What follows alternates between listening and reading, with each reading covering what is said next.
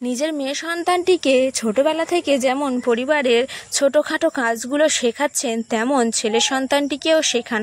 তাহলে আমরা প্রত্যেক মারা যদি এখন থেকে নিজের বাচ্চাদেরকে ছেলে মেয়ে দুটোর মধ্যে পার্থক্য না করে সমান সমান করে কাজ শেখাই, তাহলে আমার বাড়িতে যে মেয়েটি আসবে অন্যজনার, বা আমার মেয়ে অন্যজনার বাড়িতে যখন যাবে, তারা যদি ভবিষ্যতে কাজ করে নিজেদের সংসার চালায়, তখন কিন্তু দুজনের সমান অধিকার থাকবে, দুজনে সমান কাজ করবে, সংসারেও বাইরেও।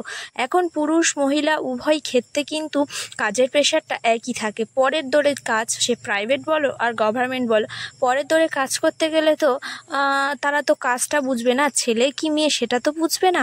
তাই ছেলে হোক বা আপনার মেয়ে হোক, দুজনকে যেমন বাইরের শিক্ষাটা সমানভাবে দিচ্ছেন, তেমন ঘরের সংসারে ছোট ছোট কাজের শিক্ষাটাও কিন্তু সমানভাবে দিন।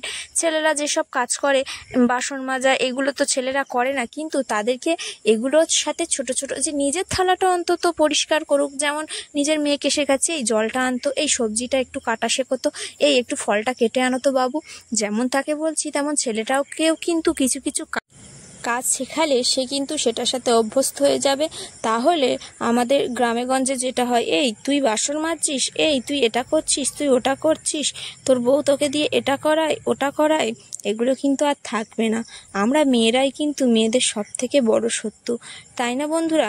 আমরা যদি মেয়েরা, মানে আমাদের মতো এখন যারা মারা আছে, তারা যদি বাচ্চাদের যেমনটা শিক্ষা দেবে, ভবিষ্যৎ কিন্তু তেমনটাভাবেই তৈরি হবে, তাই না বন্ধুরা?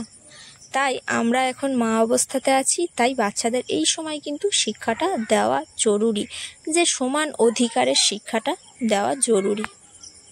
না হলে আমাদের মতোই কিন্তু ভোগান্তি হবে ভবিষ্যতে। মেয়েদের, আমাদের মেয়ের, অন্যের মেয়ের, যারই বলো না, কিন্তু ভবিষ্যতে তাদেরই ভোগান্তি হবে, আজকাল যেমন আমাদের ভোগান্তি হচ্ছে।